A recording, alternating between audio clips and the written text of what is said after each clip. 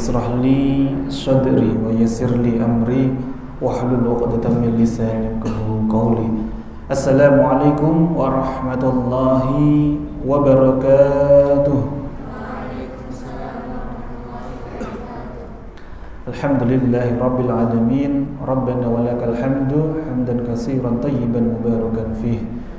Asyhadu an la ilaha illallah wa asyhadu anna Muhammadan abduhu wa rasuluh. Allahumma shalli ala sayyidina Muhammad wa ala ali sayyidina Muhammad wa ala alihi wa ashabihi wa man tabi'ahum bi ihsan ila yaumiddin. Amma ba'd.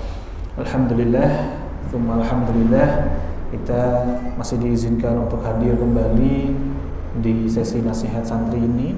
Semoga semakin menjadikan wasilah kita semakin taat, semakin bertakwa kepada Allah, semakin dilapangkan hati kita untuk mudah merasakan nikmatnya, semakin dekat, semakin taat, semakin mesra hubungan kita kepada Allah Subhanahu wa taala.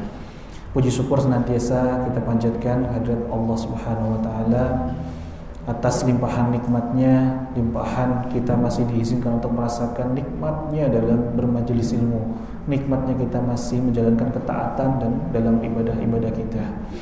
Maka mari bersama-sama kita bersyukur kepada Allah dengan melantunkan kalimat tahmid bersama-sama. Alhamdulillahi rabbil alamin. Salawat dan salam senantiasa kita haturkan kepada junjungan kita Nabi Agung, Nabi besar Nabi Muhammad sallallahu alaihi wasallam, sang suri tauladan terbaik yang senantiasa kita nanti-nantikan syafaatnya.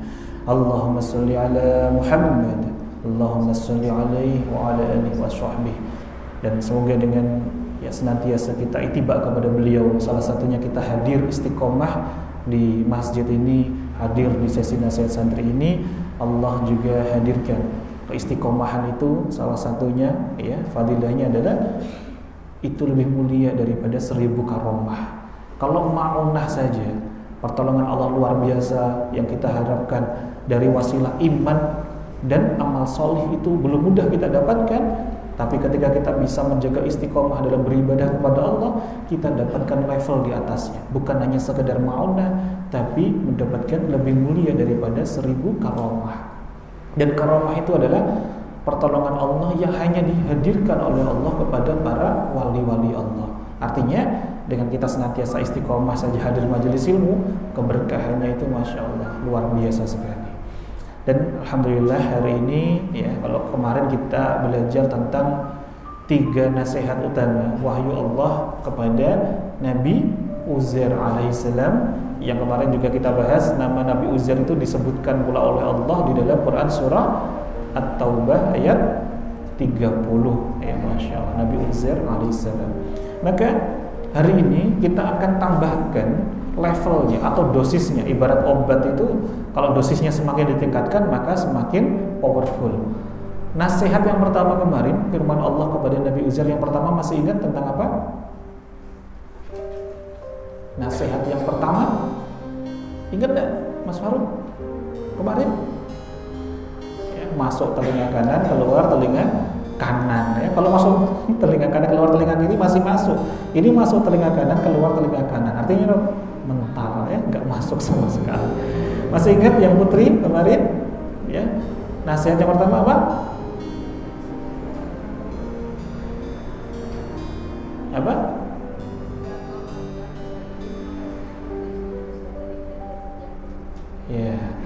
Jika kau melakukan dosa kecil, jangan lihatlah tentang seberapa besar atau kecilnya sebuah dosa tersebut, tapi lihatlah zat yang kita durhakai, yakni siapa? Allah. Maka ketika kita semakin ingat dengan itu, kita akan terus berhati-hati dari dosa. Kita akan terus berhati-hati untuk senantiasa di zona ketaatan, di zona penuh dengan keajaiban. Kalau kita senantiasa masih saja menganggap ini kan yang kecil, ini kan yang ringan, justru bahkan Rasulullah pun pernah bersabda bahwa dosa kecil yang terus diulang-ulang itu sama halnya bernilai menjadi dosa besar. Hati-hati sekali. Sementara dosa itulah yang menjadikan batas, sekat, penghambat kita untuk semakin dekat dengan Allah. Dosa inilah yang sejatinya menjadikan perisai-perisai rezeki kita. Sebagaimana dalam hadis riwayat Imam Ahmad disebutkan, Rasulullah SAW bersabda, sesungguhnya kerap kali seorang manusia itu terhalang dari rezekinya disebabkan oleh dosa yang dilakukannya. Maka tibalah kali ini dosis penguat dari nasihat yang episode yang kemarin. Hari ini adalah tentang anugerah dari Allah Subhanahu wa taala bagi orang yang taat. Ya, tema kita hari ini adalah anugerah Allah Subhanahu wa taala bagi orang yang taat. Ya. Bismillahirrahmanirrahim. Qala al-musannifu rahimahullahu taala wa nafa'ana bihi wa bi ulumihi fid dharain amin ya rabbal alamin. Qala Rasulullah sallallahu alaihi wasallam.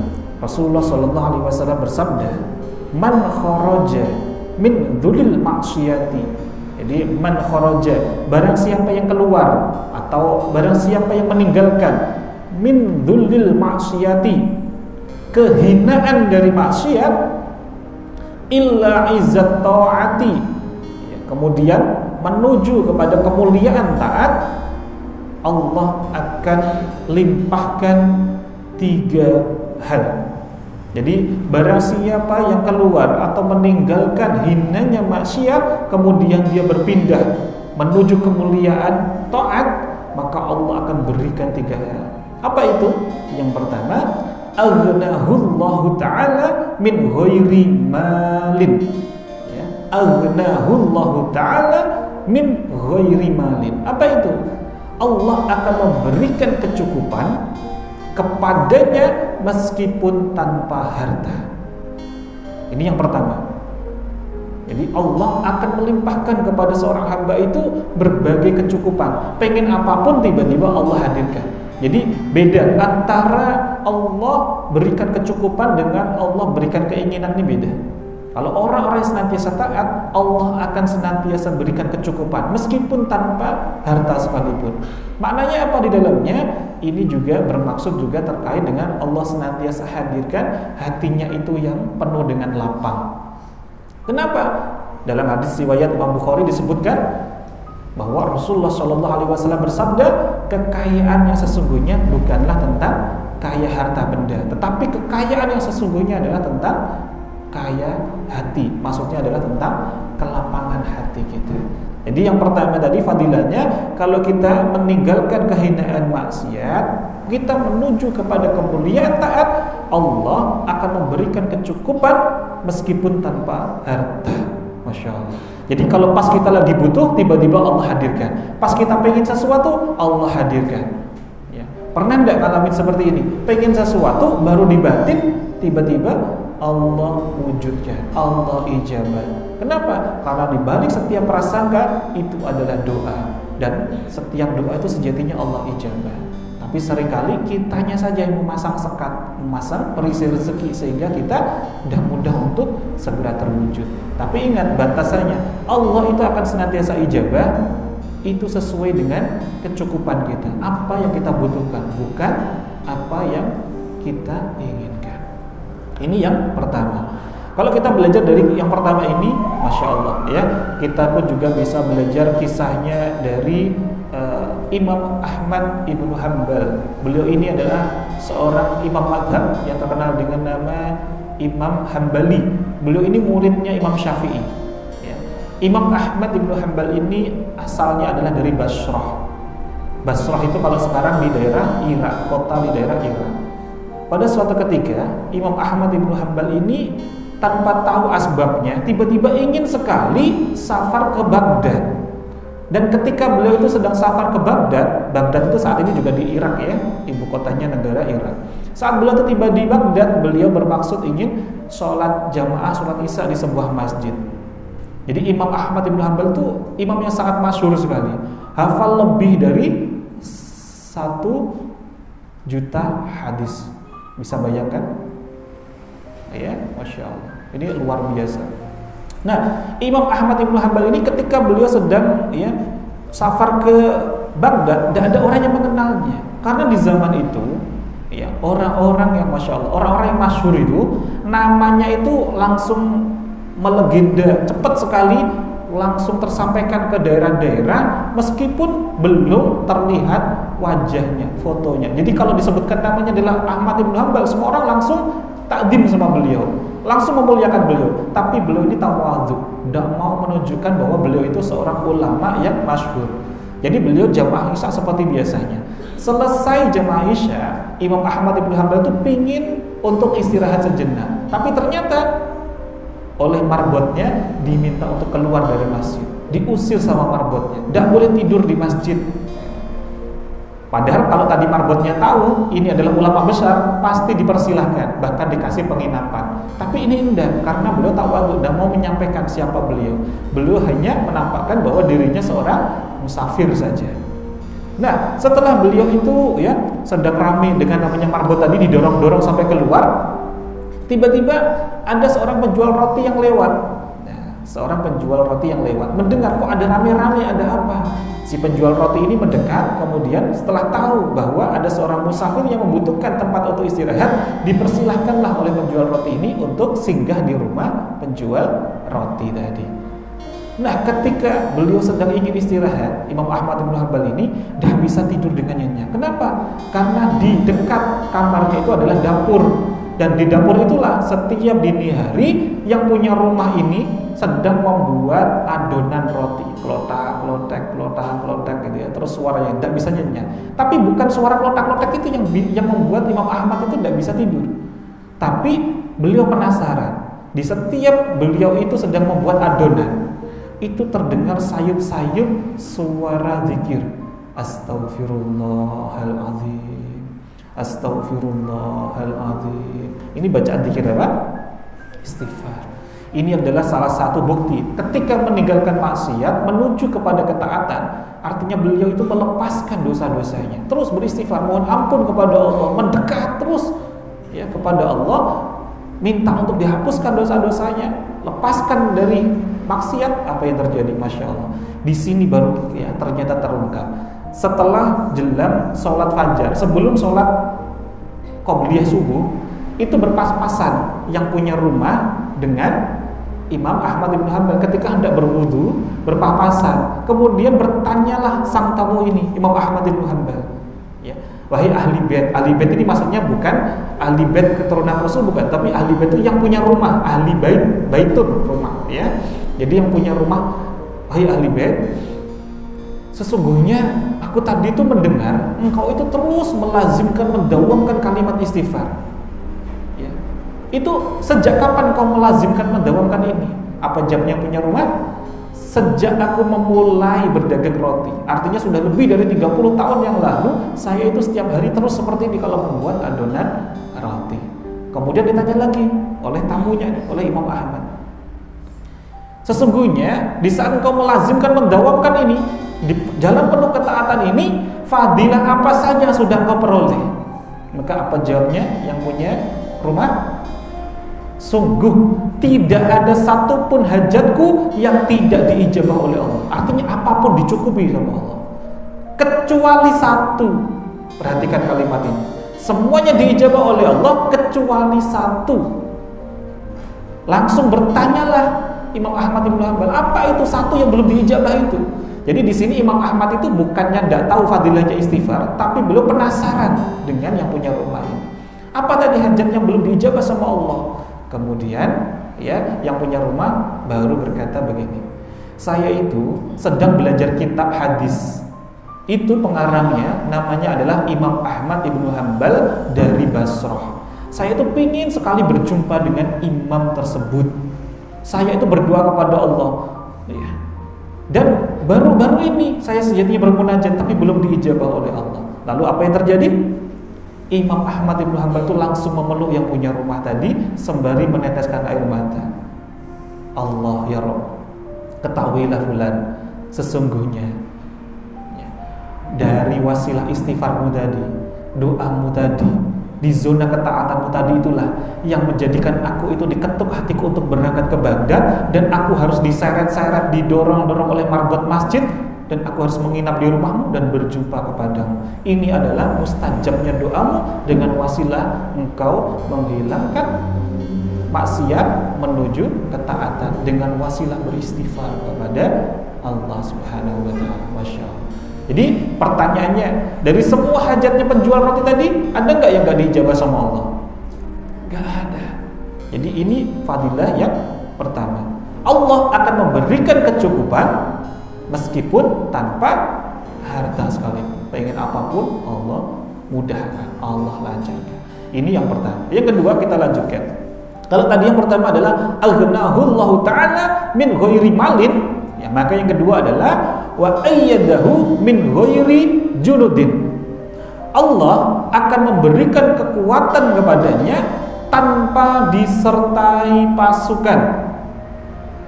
Jadi Allah akan memberikan kekuatan kepada kita tanpa kita disertai dengan apa? Pasukan. Tanpa kita mempersiapkan bantuan orang-orang di sekitar kita, pasukan, ya teman-teman, Allah akan memberikan kekuatan kepada kita. Masya Allah. Artinya apa? Allah langsung ya akan mengirimkan bala bantuannya untuk menghadirkan pertolongan kepada kita. Ini contohnya kapan? Coba ingat-ingat sekali lagi kisahnya tentang Rasulullah SAW ketika beliau di tahun kedua Hijriah. Ada yang sudah khulasatul yakinnya sudah mulai juz setelah hijrah itu berarti juz 2. Ya, juz 1 kan dibagi menjadi 2. Sebelum mendapat wahyu setengah juz, ya, setengah jilid 1. Kemudian setengahnya adalah mulai saat beliau mendapatkan wahyu. Nah, di jilid yang kedua atau juz 2 khulasatul yakin itu kan sudah mulai membahas tentang Rasulullah hijrah. Perang Badar itu terjadi tahun berapa Hijriah? Perang Badar di tahun yang kedua Hijriah. Tahun berapa Mas Catur? Tahun kedua. Nah, di tahun kedua saat ya Masya Allah Rasulullah SAW hijrah ke Madinah, itu ada peristiwa perang Badar yang sangat masyhur terkait dengan ini, ada kaitannya dengan tadi fadilah yang kedua. Allah memberikan kekuatan tanpa disertai pasukan. Maksudnya apa? Ketika kaum muslimin saat itu jumlahnya hanya terbatas, itu sudah gabungan dari kaum Ansor, kaum Muhajirin, itu hanya 313 jumlah totalnya. Sementara lawannya berapa? 1000. Jadi 313 lawan 1000. Kalau hitung-hitungan dengan matematika, dengan logika, menang mana kira-kira? Bahkan bukan hanya jumlahnya saja. Kaum Quraisy dengan persenjataan lengkap, sementara kaum muslimin cuman 2 kuda. Cuman 2 kuda. Yang lainnya dibantu dengan unta. Kalau perang, unta sama kuda cepetan mana? Kuda. Kaum Quraisy dengan persenjataan lengkap, sementara kudanya kaum muslimin saat itu dari 313 orang cuma 2 kudanya. Masya Allah. Itu kalau hitung-hitungan secara logika tidak masuk akal untuk bisa menang. Tapi inilah salah satu fadilahnya orang-orang yang senantiasa berpegang teguh di jalan ketaatan. Allah kirimkan bantuan pertolongannya langsung. Dengan Allah mengirimkan apa di perang Badar? 5.000 malaikat. 5.000 malaikat. Jadi Allah langsung yang mengirimkan pasukan. Allah langsung yang memberikan bantuan bagi orang-orang yang taat. Jadi kita bisa mengambil pelajaran. Ini kisah tentang 5.000 malaikat ini, detailnya perang Badar ini juga ada di dalam Quran surah Ali Imran ayat 122 sampai dengan 126. Nanti bisa ya para santri cek lagi Quran surah Ali Imran ayat 122 sampai dengan 126. Ini detailnya tentang kisah perang Badar, di mana Allah memberikan pertolongan kepada kaum yang lemah, ya. Tapi lemahnya ini disertai dengan ketaatan, maka Allah akan kirimkan bantuan pertolongan yang sangat luar biasa. Nah, kalau tadi yang kedua adalah wa ayyadahu min ghairi jundin, ya junudin. Wa ayyadahu min ghairi, ya. Ada yang menyebutnya jundin, ada junudin, ya. Lebih ke arah kalau kita maknanya lebih ke jundin. Wa ayyadahu min ghairi jundin. Ya, bahwasanya Allah memberikan kekuatan kepadanya tanpa disertai pasukan. Nah, yang ketiga adalah wa a'azzahu min ghairi ashiratin. Ya. Wa a'azzahu min ghairi ashiratin. Apa itu? Allah akan mengalahkan musuhnya bukan dengan bantuan sukunya. Jadi Allah akan mengalahkan musuhnya bukan dengan bantuan sukunya. Artinya apa? Kalau kita itu diberikan kekuatan saja, itu belum tentu menang. Tapi kalau Allah sudah mengalahkan musuh kita, sudah pasti kita akan dimenangkan oleh Allah. Artinya di sini kita itu akan dimenangkan oleh Allah meskipun ya tanpa bantuan kelompok kita, golongan kita, suku kita, kaum kita. Tapi siapa yang menolong kita? Allah langsung yang menghadirkan pertolongannya. Jadi fadilah dari kita, ya, Masya Allah, meninggalkan maksiat ketika kita beralih untuk semakin menuju taat, itu fadilahnya luar biasa. Dan taat itu tidak bisa lepas dari yang namanya ketakwaan. Yang namanya taat itu artinya, taat itu pasti kita menjalankan seluruh perintah-perintah Allah, meninggalkan larangan-larangan Allah. Dan pondasi dari ketaatan itu sudah pasti adalah apa? Iman. Pondasi dari ketaatan adalah iman. Maka sebagaimana dalam Quran surah Al-A'raf ayat 96, ya, ketika Allah Subhanahu wa taala berfirman, walau anna ahlal qura, ya, jika sekiranya penduduk sebuah negeri itu amanu wattaqu la fatahna alaihim barakatim minas sama'i wal ardh, beriman dan bertakwa, pastilah kami akan melimpahkan kepada mereka semuanya berkah dari langit dan bumi. Masya Allah, Allah akan kirimkan keberkahan dari atas turun ke bawah, dari bawah naik ke atas. Artinya apa? Ya, segala kemudahan itu akan Allah hadirkan kepada kita. Dan itu semuanya selalu disertai, harus selaras dengan keimanan dan ketakwaan kita. Itulah sejatinya hakikat taat atau taat. Maka hati-hati sekali, santri-santriku yang senantiasa dimuliakan, dibahagiakan oleh Allah. Kalau kita itu kok terus diberi nikmat oleh Allah tapi tanpa disertai ketaatan, hati-hati. Itu bukanlah nikmat, tapi itu adalah istidraj. Karena sejatinya kenikmatan yang sesungguhnya adalah manakala hal-hal yang baik-baik yang Allah dekatkan itu selaras dengan semakin bertambahnya ataupun terjaganya ketaatan kita atau ibadah-ibadah kita. Jadi kalau kita merasa kok ibadah begini-begini saja nih, ibadah biasa-biasa saja, kok nikmat terus dikasih, diguyur terus, maka silakan untuk dicek. Hati-hati, ini justru warning. Bisa jadi ini adalah istidraj dari Allah. Maka kita harus apa? Kembali lagi untuk melepaskan, cek lagi apa saja yang menjadi maksiat dalam diri kita, dan kita kembali untuk sungguh-sungguh menuju ketaatan kepada Allah. Maka berlakulah sebagaimana janji Allah, wa may yattaqillaha yaj'al lahu makhraja wa yarzuqhu min haitsu la yahtasib.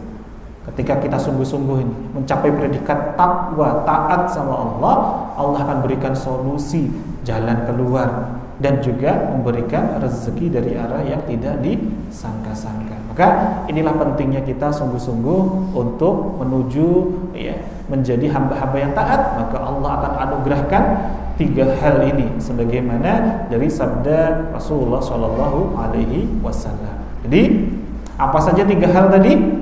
Yang pertama, ya, Allah memberikan kecukupan meskipun tanpa harta. Yang kedua, ya, Allah akan memberikan pasukan, artinya bala bantuan kepada kita meskipun kita tanpa pasukan. Yang ketiga, ya, Allah akan mengalahkan musuh-musuh kita, ya, dengan bantuan, tanpa bantuan suku kita atau kelompok kita. Artinya, siapa sih musuh kita sejatinya saat ini? Siapa musuh kita? Nafsu kita, yang mudah sekali terperdaya oleh was-was, oleh bisikan-bisikan dari syaitan. Maka kalau kita sungguh-sungguh nih dalam menuju ketaatan, godaan, bisikan itu tidak akan mempan kepada kita. Nah, kalau saat ini kok kita masih mudah sekali, ya, sudah adzan gitu ya, sudah lebih dari adzan itu jam 11.46 ya kalau zuhur, sampai jam 12 lebih 10 itu masih jalan srek, masih nyalain keran gitu ya. Masya Allah, ini bisikan-bisikannya dahsyat banget ini, ya. Ini ngakunya taat nih. Allah sudah panggil, ya, panggilnya jam 11.46. Ya, muadzinnya udah selesai tuh sholat, ya, qobliyahnya tuh. Udah sampai zikirnya sampai sudah habis tuh, mau ngucapin apa lagi itu ya, Mas Faruk sudah habis tuh nungguin ya. 11.46 adzan. 12:10 baru komplit personilnya. Baru komplit jamaahnya. Berapa menit tuh dari 11.46 sampai 12:10? Padahal jarak kita itu dekat atau tidak dekat kira-kira? Jarak kamar kita menuju masjid itu ini mudah banget sejatinya, dekat banget kan? Masya Allah. Ya, itu tidak pun cuman hari ini saja, kemarin saja juga sudah Ustaz tungguin gitu ya. Kok tidak datang sampai 12:10 baru ya, ayo komat.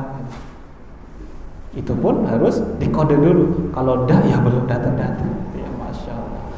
Makanya di sini kita juga harus belajar. Yang namanya kita pelajari harus kita praktekkan. Kalau ngakunya kita taat, seruan itu hayya 'alal falah ya. Itu ya di situ kita juga harus apa? Sami'na wa ata'na.